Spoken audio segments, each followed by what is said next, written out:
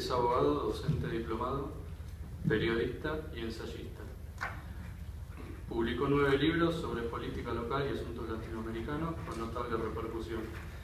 El último se titula Cuando el relato es una farsa, la respuesta a la mentira kirchnerista, y fue prologado por Carlos Alberto Montaner.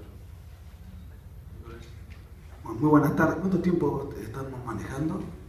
15 minutos. Me avisás cuando falten 3. Bueno, pido disculpas por haber venido. Vine de Mar del Plata hace un ratito, así que llegué un poquito tarde. Pido disculpas a los distinguidos colegas panelistas que tengo el honor de compartir hoy. Gracias a Martín Simonetta y a la Fundación Atlas por esta distinción, por la invitación y gracias a todos ustedes por estar aquí. La realidad es que yo pensé que empezaba a 5:30. Ese fue un error de mi desorden cuando estaba viniendo. Y claro, habitualmente uno prepara un hilo conductor de lo que va a decir en función de determinados parámetros, pero claro, llegué más tarde, por esta razón quizás me tocó hablar al final, y escuché algunas cosas muy interesantes que dijeron mis dos antecesores, y con algunas me voy a tener que pelear, porque es mi naturaleza, así que casi como que mi borrador lo hice en vano, ¿no? No, pero en términos yo traje los guantes de Guillermo Moreno. Realmente es un placer poder polemizar en este ámbito académico tan distinguido, y no solamente de los que me refiero a los dos colegas, sino de las personalidades que veo en el público, donde uno se siente un poco intimidado. Está Armando Rivas, hay gente realmente de un gran nivel, muchos amigos y que a uno mismo le pueden dar mucha cátedra. Me empecé inquietando y un poco con lo que venías diciendo vos respecto a la política de derechos humanos del gobierno, con cual tengo una posición tomada bastante rotunda, dentro de la cual yo creo que no es que estamos pagando un costo político por llevar adelante una política de derechos humanos, sino que creo que el gobierno no lleva ninguna política de derechos humanos adelante. El gobierno lo que ha hecho es violentar el Estado de Derecho para juzgar a un sector determinado en función de arbitrariedades ideológicas y en función de revanchismos políticos, y para eso violentando directamente el Estado de Derecho. Porque si yo, para llevar adelante un juicio a un sector determinado, tengo que anular leyes, lo cual es ilegal, tengo que violentar el principio de cosa juzgada, tengo que hacerlo un golpe de Estado a la Corte Suprema de Justicia. Había 7 jueces, cambiaron 4 y pusieron 4 de facto. Un golpe de Estado a la Corte Suprema de Justicia, que además estaba implícito el pacto de que los jueces que se incorporaban por la ventana iban a anular las leyes de obediencia debida y punto final y los indultos, oportunamente dictados en democracia y convalidados por una Corte Suprema en democracia. Y leyes dictaminadas por parlamentos democráticos que querían poner fin a lo que la propia Corte Suprema de Justicia de la democracia en el año 85 determinó que lo que había ocurrido en la década del 70 había sido una guerra interna. Nadie hablaba de delito de lesa humanidad, todos esos conceptos que se incorporaron con posterioridad no tienen ninguna relación con el conflicto acontecido en la década del 70 en Argentina durante la guerra antisubversiva. No lo digo yo, lo dice la Corte alfonsinista, que jamás usó la palabra lesa humanidad a la hora de jugar a los comandantes. Con lo cual, además, no hubo delito de lesa humanidad, porque, entre otras cosas, el delito de lesa humanidad no existía en el momento en que los hechos ocurrieron. Y además, el delito de lesa humanidad es un concepto jurídico que está contemplado en los tratados de derechos humanos. Los tratados de derechos humanos, dicho ya de paso, no había ningún tratado de derechos humanos suscrito por la Argentina en la década del 70. Pero de todas maneras, los tratados de derechos humanos son aplicables en tiempos de paz. En tiempos de guerra se aplica otra legislación, en este caso la Convención de Ginebra, etc. ¿Y quién determina si lo que ocurrió fue una guerra o no? No lo determino yo, lo determinó la Corte Suprema de Alfonsín. Dijo que hubo una guerra interna y revolucionaria. O sea que la ley aplicable es otra. Si para destruir todo este andamiaje y llevar adelante un revanchismo político tengo que destruir el Estado de Derecho y hacer un golpe de Estado, para mí no hay una política de derechos humanos. Hay una política que violenta los derechos humanos para cobrarse un revanchismo ideológico en favor y en beneficio de sectores que violaron los derechos humanos, como lo fueron los guerrilleros. Y no violaron los derechos humanos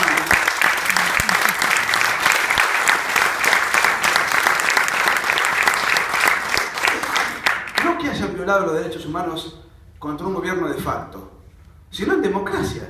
El 52% de los crímenes que cometió la guerrilla fue en democracia. Quiero aclarar lo siguiente, porque yo tengo una posición tomada, pero este argumento jurídico que yo llevo adelante es el mismo que llevaría adelante, a lo mejor con menor simpatía, pero lo llevaría adelante igual hasta las últimas consecuencias. Si mañana un gobierno de signo contrario quisiera encarcelar a los guerrilleros.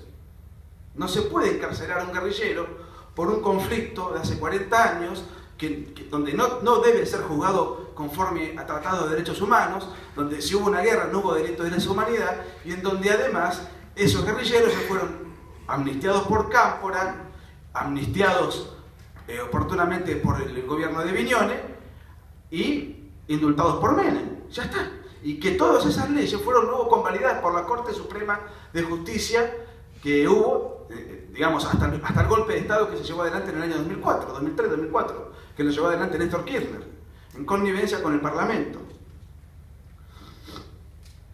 Por otra parte, quiero aclarar, a mi juicio, la persecución que se le lleva adelante a los militares y a los civiles, no se la lleva adelante por las cosas que hicieron mal, que hicieron muchas cosas mal, indudablemente, y cometieron errores y horrores, pero no se los juzga por eso. Se los juzga por lo que hicieron bien, que fue haber ganado la guerra.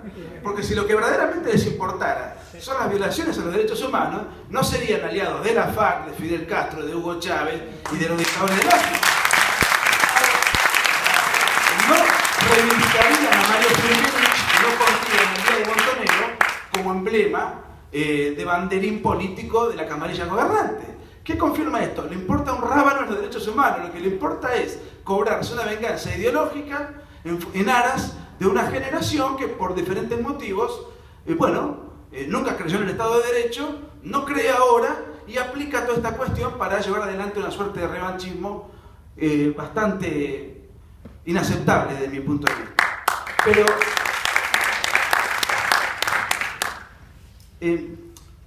más allá de esa cuestión puntual, que es a mi juicio lo que ha ocurrido en torno a este tema, ¿no es cierto?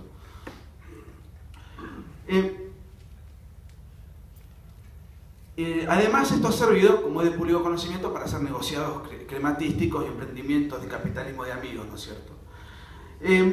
Otra cosa, voy a hacer un salpicado que fui anotando mientras escuchaba atentamente las dos disertaciones que me fascinaron y me parecieron interesantísimas desde todo punto de vista y de gran nivel, y aprendí muchas cosas, más allá de que en algunas no coincido. Yo no estoy tan seguro del hecho de que ante una crisis está en la idiosincrasia argentina no llevar adelante un golpe de Estado. Porque yo creo que a De la Rúa se le hizo un golpe de Estado.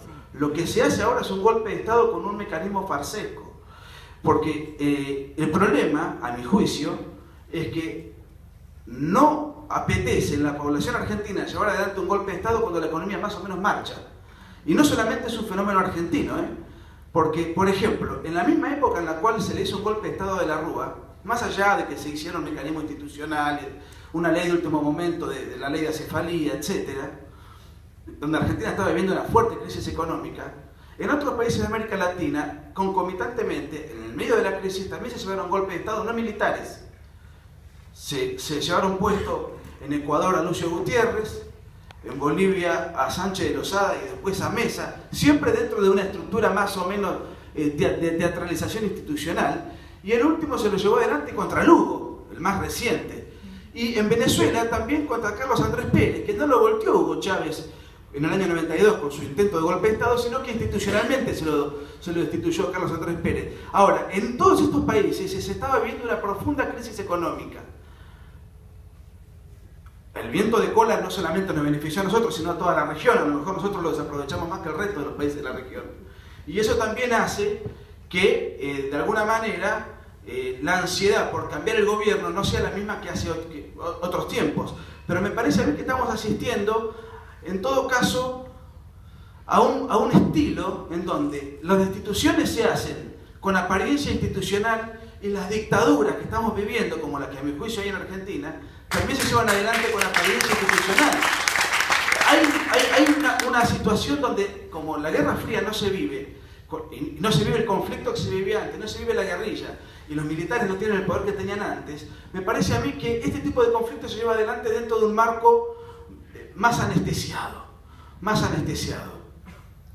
El socialismo del siglo XXI, en este contexto, que el que encabezó Hugo Chávez, el que lleva adelante Maduro, el de Correa, el de Evo Morales, el que tenemos en Argentina, son dictaduras plebiscitarias con apariencia institucional. Y voy a citar a Octavio Paz, que con respecto al PRI mexicano, él dijo algo que me pareció muy interesante. Él dijo, lo voy a leer porque es cortito, pero dijo: la dictadura perfecta es aquella que aparenta no serla, textualmente.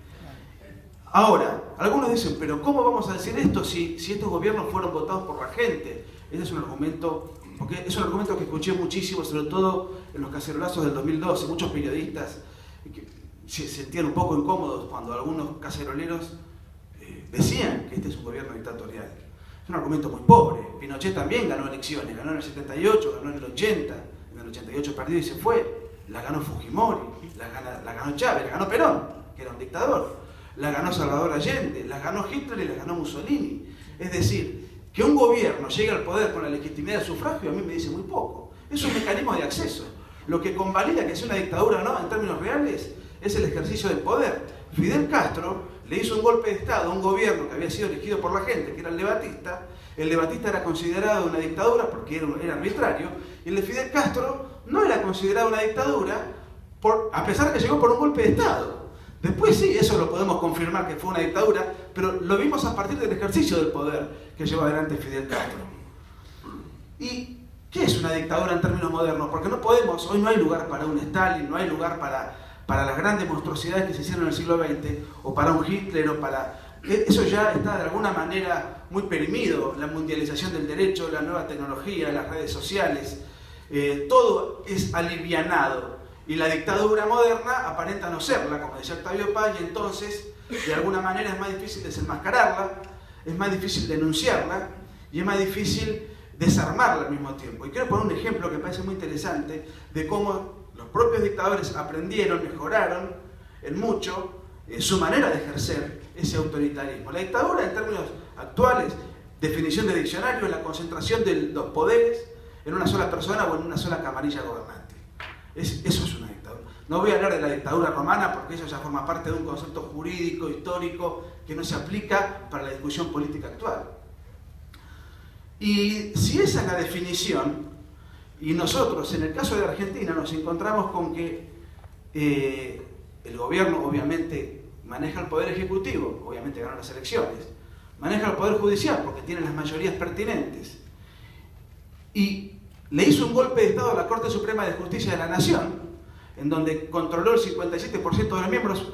Ahora ya este número no es tan así porque la doctora Argibay murió, y después inclusive se relativizó ese concepto porque algunos de los jueces que ellos pusieron de facto no le respondieron a ellos como ellos hubiesen querido.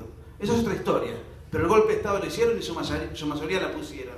Pusieron más de la mitad de los jueces nacionales y de los jueces federales en este lapso. Y la conclusión es que la independencia del Poder Judicial en Argentina, según el Foro Económico Mundial, está debajo de Angola, Mozambique y Senegal. Y sobre 148 países estudiados, ocupamos el lugar número 132. Entonces, en el contexto actual del siglo XXI, del 2014, Argentina es de los países del mundo que tienen menor independencia del Poder Judicial. El otro poder, que no es un poder constitucional, sino que es un poder fáctico, que es la prensa. Bueno, en Argentina, sobre 196 países estudiados, ahora voy a citar la fuente, es el país que está en el lugar número 104 respecto de libertad de prensa. Debajo de Serbia, Haití, Nigeria. Es de público conocimiento que el gobierno controla el 80% de los medios de comunicación y que ha intentado aniquilar o pulverizar a los medios supervivientes, que son poquitos. Y al mismo tiempo se está llevando adelante una campaña política de amedrentamiento y judicial contra los más importantes referentes del periodismo independiente u opositor. No se intentó encarcelar a Ernestina Herrera de Noble, adjudicándole un asunto también, utilizando el elástico tema del delito de lesa humanidad con respecto a las adopciones. No se intentó también, 40 años después, encarcelar a Claudio Escribano y a Máximos, referente del grupo Clarín, usando el elástico concepto del delito de lesa humanidad para encarcelar a señor Manieto, por ejemplo. No se utiliza el elástico concepto del delito de lesa humanidad para perseguir en este momento a un gran pensador argentino como lo es Vicente Mazó. No se intentó involucrar, y está procesado, creo, todavía sigue procesado, por delito de lesa humanidad, Joaquín Morales Solá, porque era reportero del diario La Gaceta en Tucumán. No está procesado Carlos Pañi, el Juan Bautista Joffre, los más importantes periodistas en términos que representan al pensamiento opositor o que son leídos por la oposición o que influyen en los sectores opositores. Algunos pueden decir, bueno, pero si hicieron aquello habría que ver, otra vez usando el concepto elástico del delito de lesa humanidad. Pero en realidad no tiene ninguna importancia lo que estas personas hayan hecho en el pasado. Lo que sí es importante es lo que estas personas hacen en el presente. Importa que son periodistas disidentes en el presente. No importa lo que hicieron en el pasado durante el gobierno militar. Porque si importara lo que hicieron durante el gobierno militar, al primero que tendrían que enjuiciar es a Timerman, director del diario Procesista La Tarde, que era el diario más enfáticamente procesista y el primero que anunció con bombos y platillos el golpe de Estado, que como fue a la mañana y el diario que él dirigía era La Tarde, un diario vespertino, fue el primero que le dio con alegría esa noticia a la población. Entonces, no importa lo que hicieron en el pasado las personas que nombré, lo que sí importa es lo que hacen ahora, y como ahora no se subordinan al régimen, van a ser molestados por aquella causa o por cualquier otra. Y esto son cosas de público conocimiento que desafortunadamente no veo que la oposición los apoye con la convicción suficiente y no denuncia este estado de situación absolutista con la convicción suficiente. Muchos dirán que es una visión exagerada la mía, que es una opinión exagerada. Bueno, soy exagerado para todas las cosas de mi vida, pero de alguna manera lo que digo, creo que no estoy diciendo nada, absolutamente nada que sea fabricado o inventado. Estoy simplemente arrojando datos de manera un poco desordenada que son de público conocimiento y que no necesitan comprobación. Todo el mundo la sabe. Pero armándola y organizándola nos estamos dando cuenta que este es el esquema donde estamos parados. Finalmente acá tengo un reciente estudio de hace 3 semanas de Libertad y Progreso que dice que de 134, que estamos en el puesto número 134 en cuanto a calidad institucional, o sea, cuál es la calidad de las instituciones del poder republicano del Estado. Me decía Martín, ¿estamos listos? Bueno, termino con una sola cosita, nada más, 30 segundos, porque el concepto de esto era Estado actual y futuro político. A mi juicio, el futuro político va a ser mucho mejor de lo que hay, por la sencilla razón de que el kirchnerismo se determina el presente político del kirchnerismo. Por añadidura va a haber un futuro más halagüeño, y porque las 3 personas que fueron mencionadas, que mencionaste vos, como posibles candidatos, Macri, Scioli y Massa, los 3 son de una generación mucho más moderna, no tienen en mente cobrarse cuentas del pasado, no han vivido ese pasado, tienen un perfil incluso, hasta diríamos, puede sonar frívolo el concepto, pero ustedes que son expertos en imagen y en tantos asuntos que tienen que ver con el marketing político lo conocen mejor, hasta tienen un physique du rôle del muchacho maduro pero jovial, que tiene una novia bonita, que te hace deporte, que tienen un perfil moderno, un léxico moderno, una manera de festejar las elecciones modernas, una manera de comunicar distinta, desacartonado, flexible, o sea, hasta en eso se parecen. Son 3 candidatos que más allá de los matices están claramente enrolados en el centro, y más allá de que 2 de los 3 actúan en el peronismo, ninguno de los 3 es peronista de origen, ni de cuna, ni de formación. No sabemos si Massa y Scioli se han convertido por alguna convicción interior o porque han considerado que ese es el vehículo para llegar al poder. No lo sabemos, pero Massa venía de la Unión del Centro Democrático, igual que Macri, y Scioli, un hombre más bien despolitizado, de familia radical, que se inició en el menemismo en la época en que el menemismo estaba muy vinculado con personajes o con referentes del centro derecha, en donde Scioli se sentía cómodo. Entonces me parece a mí que, más allá de los matices y de dónde esté actuando cada uno políticamente, tenemos un giro hacia el centro, un giro moderado, mayor respeto al disenso, mayor respeto a la institucionalidad, y me parece a mí que mayor apego al derecho de propiedad, a la libre empresa, y va a haber de alguna manera un giro a que la Argentina se incorpore un poco más a los países más civilizados y no a estas dictaduras precámbricas con las cuales hemos coqueteado durante estos 10 años. Gracias.